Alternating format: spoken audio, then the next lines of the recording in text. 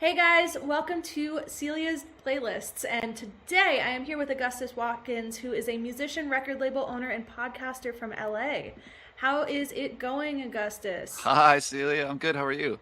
I'm good. You are my last interview today, and I am so hyped because I Uh-huh. I knew that we were gonna vibe. We both have purple hair. That's all it takes, really.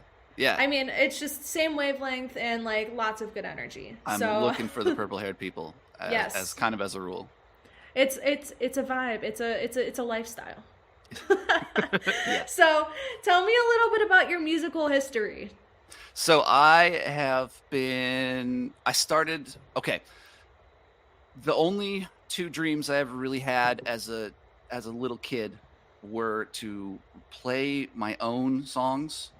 Um, and a little bit later, I had this other dream, which was to live abroad, which live in another country, which is something I actually got to do, which fits into the musical journey later. But so this has like been my dream. Like I just like since I just had this idea that I had these songs in me, and I was going to express them. I mean, when I heard like I don't remember nursery rhymes as a kid. I don't really remember like Hickory Dickory, but I remember like every song. Like I was enamored with the radio, Hmm. and so as soon as I kind of became conscious of pop music and rock music, I knew that I wanted to be a part of that. I understand that because that's kind of like the cross section that I grew up in. Mm, And like, mom really liked the pop stations, dad really liked the rock stations. They listen to now, they listen to the past, and that's where yeah, the influence came from. So I think that that's a really cool spot to be. How has that influenced you in your career? I think I grew up extremely rural. It's like 3 miles outside of a town of 300 people on a farm. Hmm. We didn't have access to a lot of media, and Okay. so as a kid, like we had like three channels that we got sometimes. Like this is rural America, and um, so like that. I think I never really had a sense of like the zeitgeist. Like Okay. I'm, and so I never really knew what was going on. I just so it really what's cool about that is like growing up the way that I did. It got me to allow myself to really just kind of connect with what I cared about, and also just be like, there's a lot of things that I just missed. Like I didn't really catch on to a lot of like trends and a lot of like Hmm. I didn't really know that like mm, let's just say goth, right? Like Yeah. now I'm doing goth music and I'm sort of involved in some of the goth subculture stuff. And like at the time it was like I didn't really know that goth was a thing. I didn't know you could like be a goth kid or you could be a metal kid. I just was like I there's like one radio station that I like. There's a couple and like I'm just listening to just hoovering up whatever I can get. So I think Yep. that's been really it's kind of given me this like maybe outsider's perspective, because I've never it. By the time I internalized this idea that I could be part of a crowd, it was kind of too late for me. And so I've always been like just I feel like looking at trends rather than participating in them, and I think that's definitely influenced the way that I write and how I participate in music. I think that that's a cool perspective, especially because it allowed you to develop your own authenticity, if that Hmm. makes sense. So like it allowed you to stay true to you rather than having kind of like if you grew up in a more populated area or like in a city, you see what everyone else is doing. So Yep. this kind of like allowed you to garner this very strong, I guess, sense of self going into a creative industry.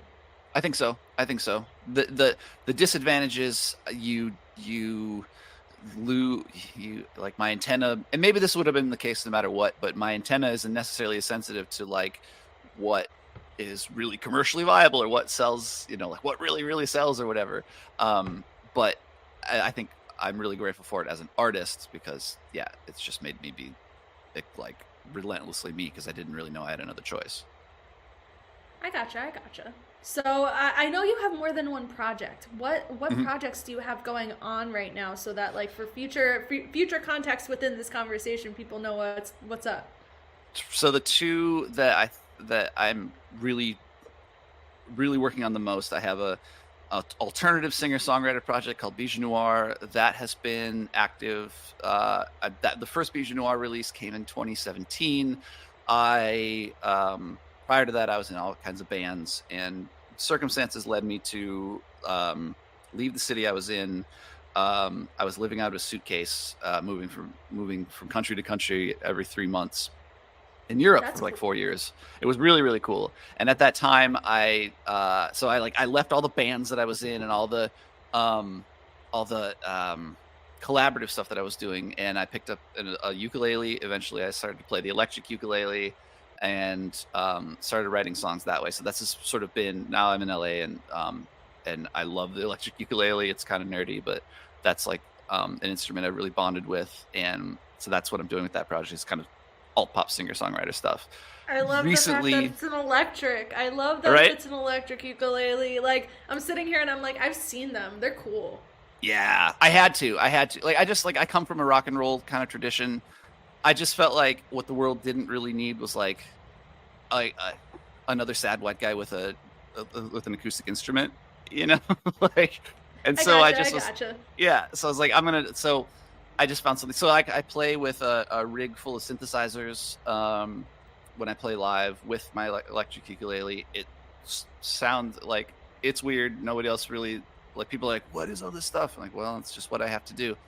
So like when I play live, I don't play with tracks. I play with live synthesizers that are actually being like they're sequenced, but they're being played at the moment that I'm playing.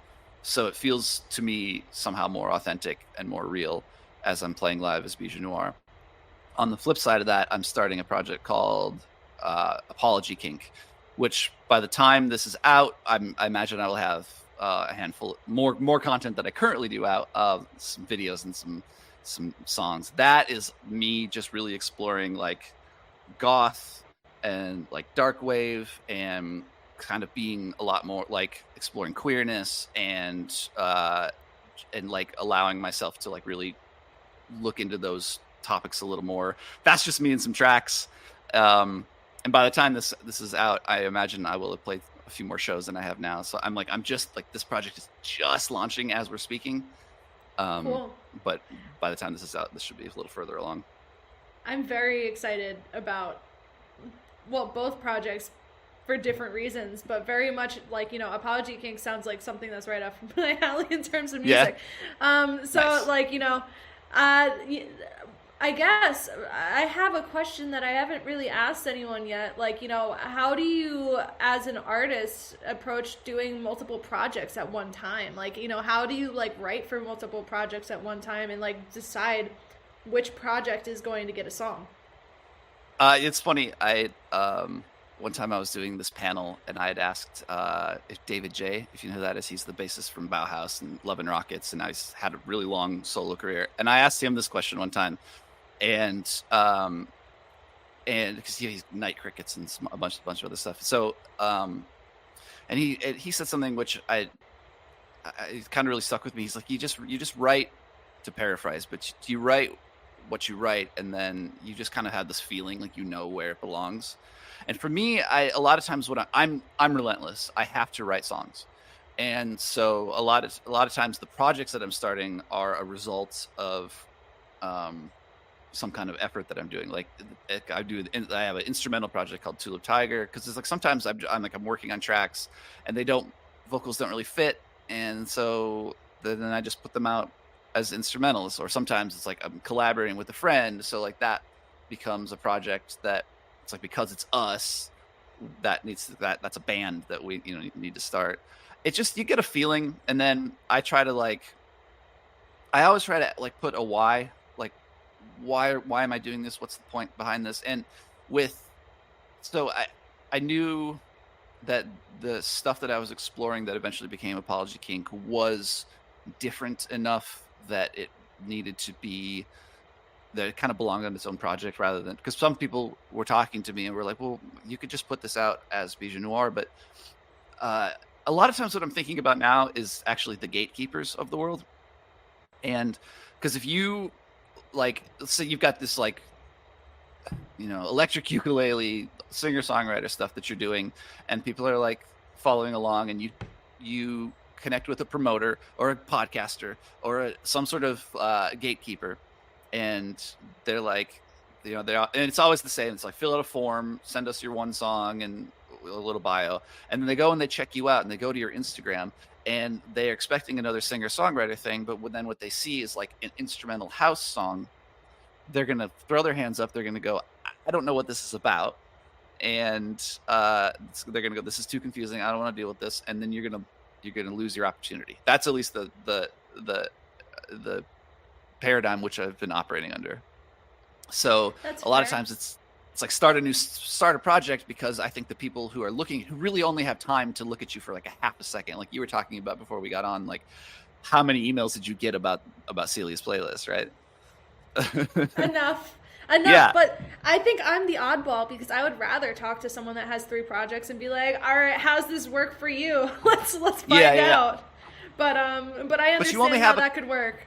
But you only have a couple seconds, really, to 30 seconds, 60 seconds to like perceive somebody's whole artistic, output in order to decide whether, you want to connect with them or not.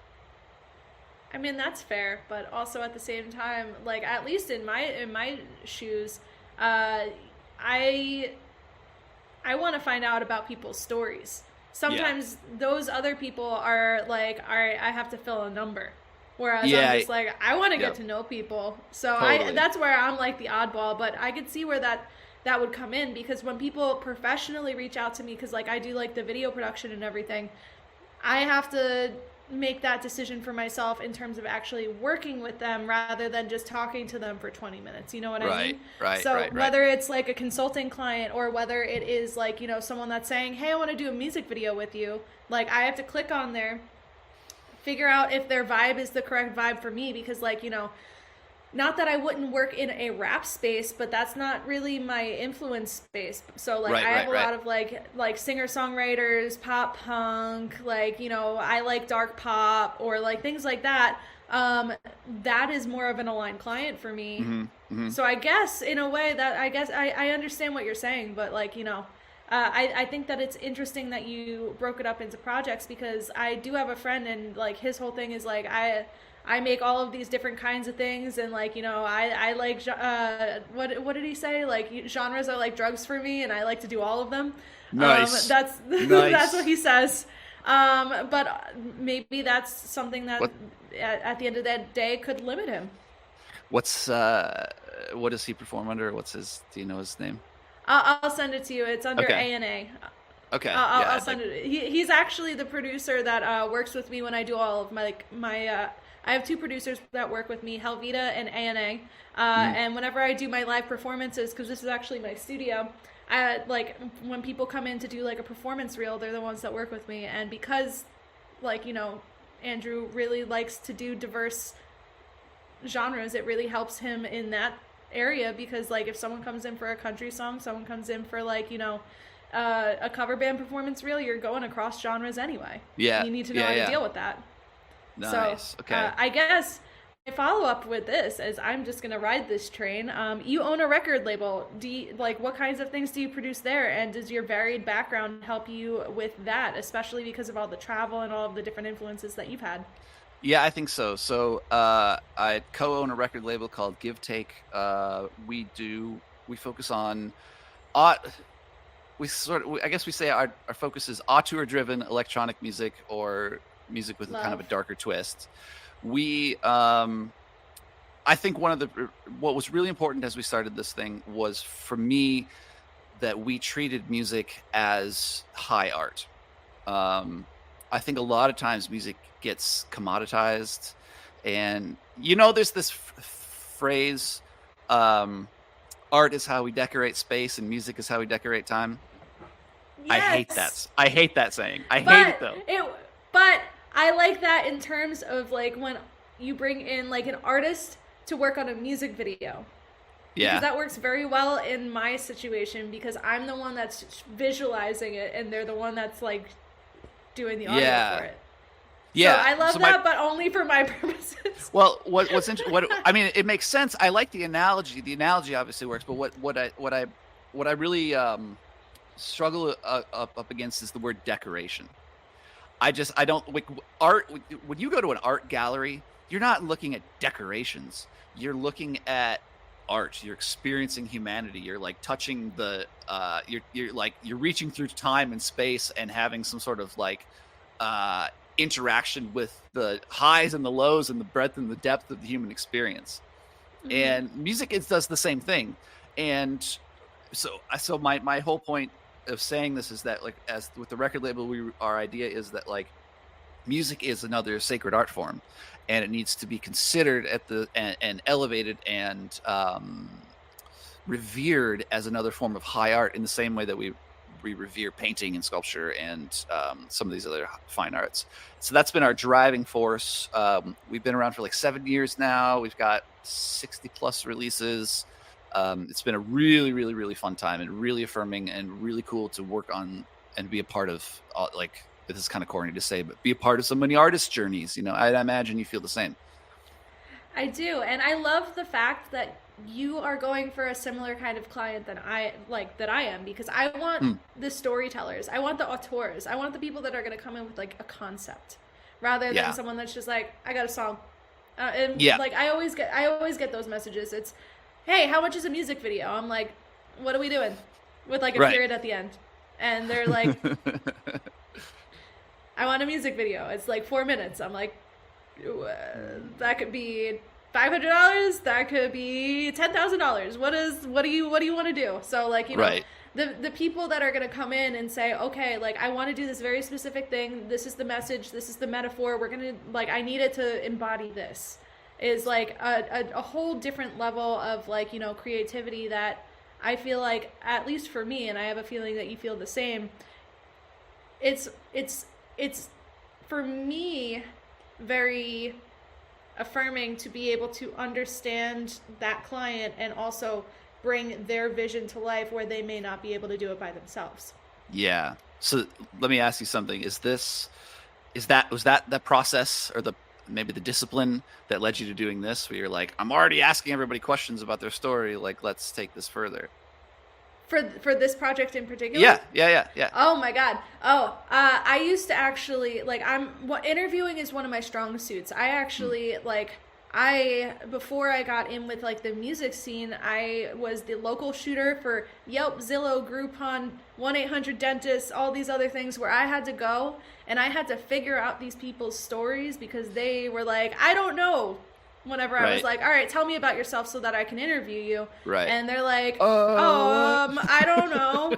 And then I'm like, all right, well, what are your pain points? Because at least I can make this video, like, solve that, so that you can say, look at the video on our website, and then, you know, they'll learn something. So I learned how to interview not easy to interview people, which allowed me to get to know, a number of ways to develop questions to get people to, like, tell their story in a constructive way.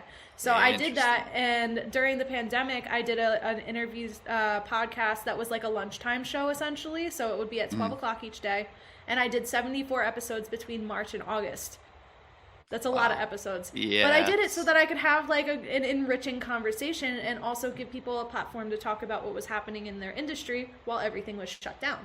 So I just really like talking to people, and I like learning. So one of the things that I really like is that, like, going into these types of conversations, I can really, I guess, flex the muscles of all of the things that I've learned over the different parts of my career in the different areas. And it's just really cool to learn about other people's creative processes, because, you know, I have some of the same struggles as a musician, like, has, because, like, on the video end, like, you know, anything from creative burnout to, like, you know, to having to create stories, to having to create visuals to those stories with details, because, like, obviously you're going to put details into the music, and, like, even if it's like a sound effect or like a reversed crash symbol or something, like, you know, you're trying to do something to evoke something with people, but from the video point of view, I have to do the same thing, but just visually. Right. You have to do it in what I would call it 3 dimensions, because you have to do, like, height, width, and time. And, like, you know, and, like, what for me, like, music is interesting because it's a time-based medium, and that's where I think, like, we connect. And I think that's, like, one of the why video is so important, because you got to, like, fill that space with time. or fill that time with visuals. But you've got to do, like, if you want your work to be meaningful, you really have to dig deep, right? You have to dig deep every single time. Otherwise, you're just kind of, it's the difference between art and content, right? Yes. So, like, the way that I'm trying to explain it right now is that, like, you have to treat, like, when I'm talking to people and I'm advising people on content, because I also do consulting, essentially, there's, like, a delineation of, like, the quote unquote everyday content and then the art content. So, like, in my head, everything needs to come back to your authentic message, but, like, doing something that's, like, on a nice camera and like a lip sync or something in a vertical format is going to help you out with certain things that like showing the message or the metaphor that you're trying to bring through that entire song. You can show that visually and have someone catch on with the song and then feel that emotion, like, between the song and the visuals, which is what helps with connecting and, I guess, converting them to another platform like Spotify or somewhere else. But also, like, in that quote unquote everyday content, it could just be you talking to a camera and talking about you as an artist or your influence on what, like, put you onto writing this song and things like that. And it gives a different way of people to, like, connect. So, like, is it all technically content? Yes. But, like, Yes. but when you're doing the higher level stuff where you're trying to bring a concept through and those types of things, that's where I would make the delineation of, like, art versus content. But again, technically everything's content, and people get annoyed when I use the word content, but I'm like, but that's what it is. That's what it is. Like, it's like it's all transportation, but sometimes it's a Cadillac and sometimes it's a skateboard. But at the end of the day, you're transporting somebody, and the process matters and the intention behind it matters, but ultimately you're going somewhere, and it's all content. Exactly. But I think it's really important that you're doing this thing where you at least are considering how, like, the difference between considering what art is. And I think it's really, really, really important. This is, like, one of the things that I'm kind of, like, going on about lately. Like, on my Instagram, I make a video every week, and I've been talking about this a lot. It's like at least consider art. Like, at least remember that this game, you got into this game because something moved you, because you felt something, and ostensibly you want to move others. And, like, content, I love content. I love dank memes. Like, it's great, but like, we live in a world of content, and I am here for it. But, like, we also live in a world of art, and I just think it's really, really important as we continue to navigate this, like, this new life, this new world of content that we're all found ourselves in, that we're at least our antennas are sensitive to the difference between content and art. I think that we're still in that transition, and by the time this comes out, maybe, like, it'll be a little different, but I feel like that's one of the reasons why I actually, fun fact, earlier this week, and my assistant can attest to this, I was pulling my hair out on figuring out how to communicate the difference between content that I'm shooting with people, because people come to me and they're like, I need to do this. And I'm like, great. What are we doing? And they can't answer that question. So essentially, like, my solution to that is, like, because, like, I know at the top level what, if I was doing their project, I want a promo campaign to look like, because, like, you need the vertical content, you need photos, you need everything for an EPK, you need, like, video, like, you don't need to do, like, a whole music video, but you need video content that is going to help push you on different platforms. And they come to me and they're like, I need to do this. And I'm like, okay, so what does this mean to you? And the thing is, like, I can ask all of those questions, but at the end of the day, like, there is little information on what is going to work for each person, which is why I got into the consulting. So I had to figure out how to split up live performance videos, speak content, like lip sync content in vertical form, an actual music video, every variation. And I also got into, like, the fancy 360 camera that zooms in and zooms out, like, that you've been seeing. I do that too, but, like, how to have people understand and articulate that is the difficult part, because they're like, Yes. I have this idea, it's going to be in a dark room, and I'm like, okay, Cool. but what are we doing in that dark room? So But like, this is why where, is it a like, dark room? like, Yeah. those are the places where I have to like go next from even that first question. So I was pulling out my hair, and I figured out that the best way for me to go about that was like, I'm making my website essentially into a music content e-commerce setup, so that people Okay. can see what these different things look like, and how, like, and be able to kind of like self-educate themselves on different options, because people don't know what the options are. You are one of the things that we are bonding about is like how important the subtle art of communicating, right? And like imparting to your audience, your clients, your fans, what it is that they need to know in order to take the next step with you. And I think as musicians, we struggle with that. Like, like with the record label, we also do a PR firm, and like these kind of conversations we're having too is like, Uh-huh. like you woke up with a melody in your head and that meant something to you. I don't care about that. I don't care. I have no emotional connection with your melody or you or your song. And so you like help me get to there so that what it is that you have to share is meaningful. It's contextualization, like And imputing meaning. Like, authentic, and authentic. yes. Yeah. And doing it authentically, which I think a lot of artists really, really, really struggle with. And people like, we talk about it a lot. Like the label, people kind of come to us and talk about it. Like we have, like, our artists are really, really churning on this process of like, how am I authentic in like, how do I reduce my whole life to fit in this? And it's a really, really, really great question. And it, like, I'm really glad that you're working on the process of helping people to do something with that, because I think it's really, really important. And I think artists, like, it's tough because the answers are kind of nebulous. Yep. The answers are like, well, find your meaning within your heart and then try it for a year. Like it sucks. It's like there's no magic wand that you can, there's no magic formula that you can give, but you have to. But it really, really, really all does begin with communication. 100%. And like, I think that, like, and maybe we could have a whole other conversation another day of like, the things that we've been, I guess, testing out and all of those things, which, sorry guys, like, you get what's on here, but yeah. but for me, like, the thing is, like, I can see when people say, like, when I ask them their goal, I'm like, what's your goal? And like, if they don't have a goal, like, that's thing number one.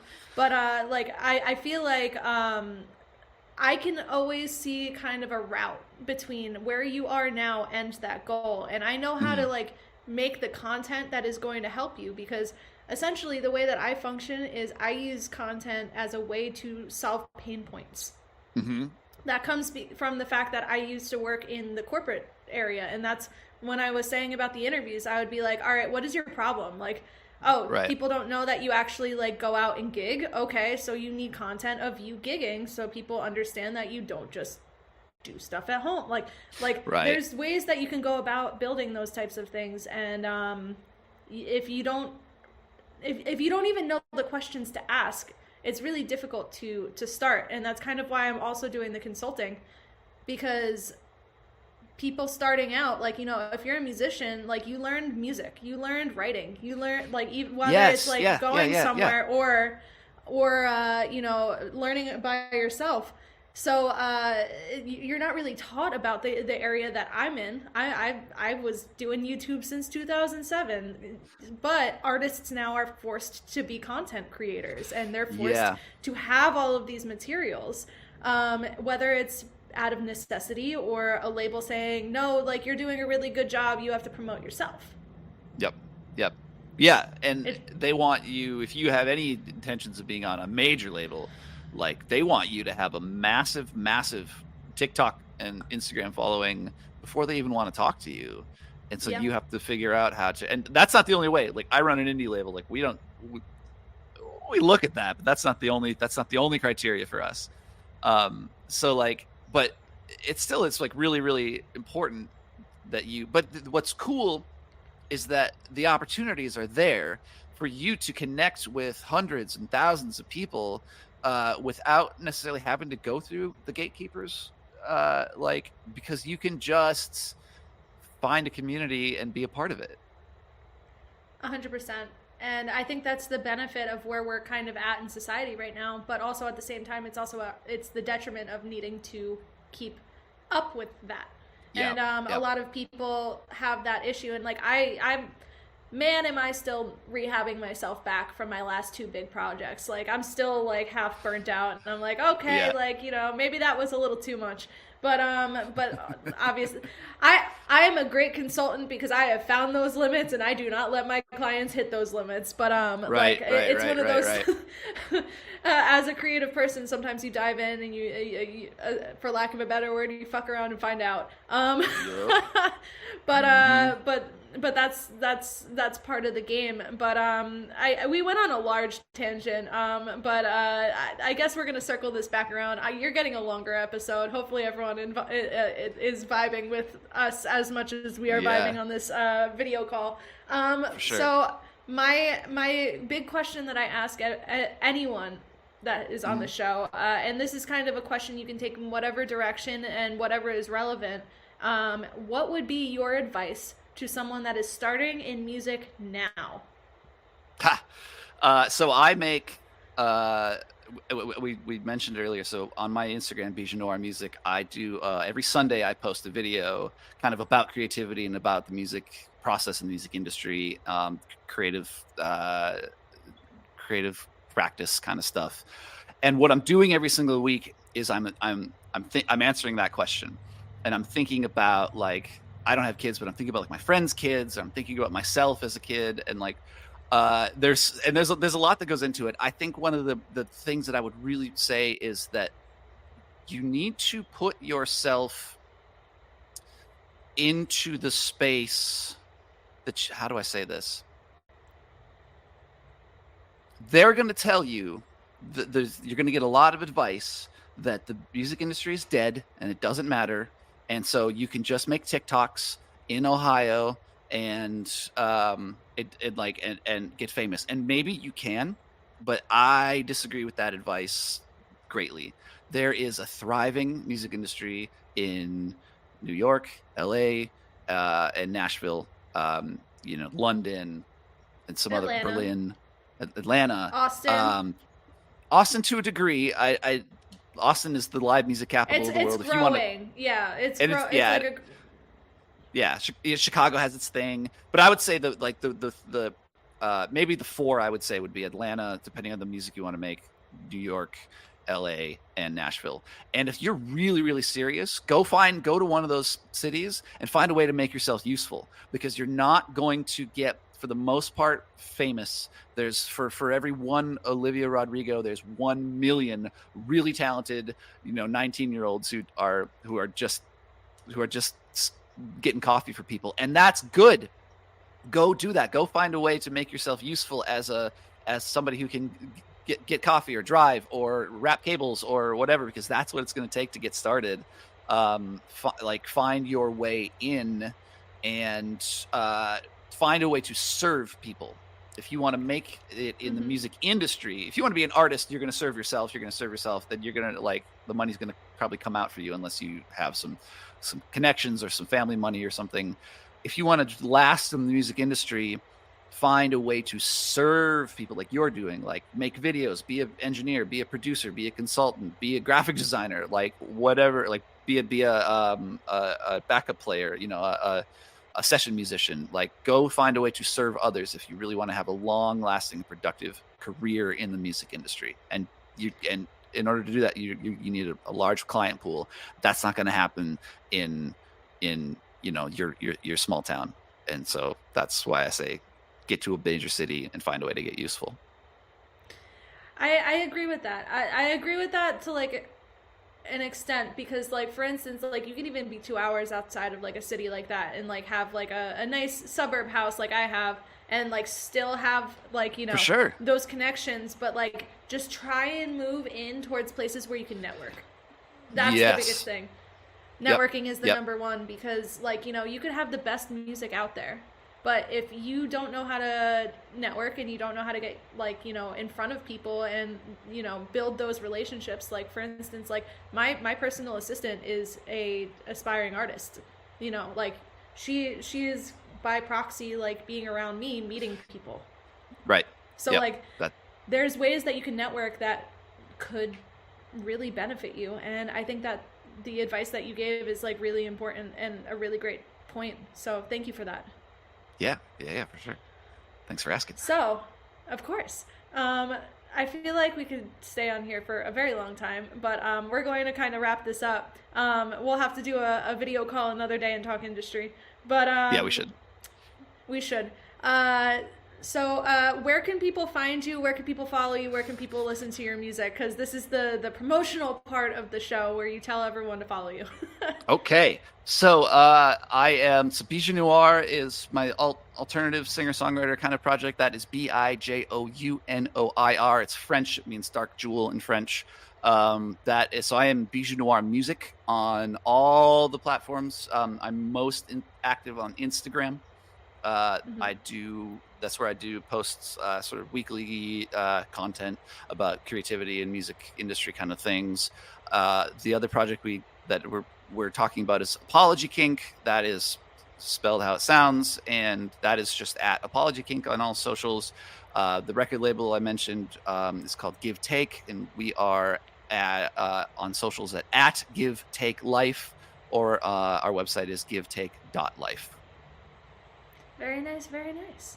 Well, I want to thank you for sitting down with me today. This was a lot of fun, and like I don't want to stop the conversation, but this is probably the longest interview I've done thus far. So thank you for hanging out and, you know, Yeah, thanks, Celia. Chatting. So for everyone who's watching, make sure you follow Augustus on all of these different accounts, because I know that, like, you know, I like this music a lot. I like this music. So check out I guess all of the different places and all of the different things. So thank you guys for tuning in, and I will see you guys at the next interview.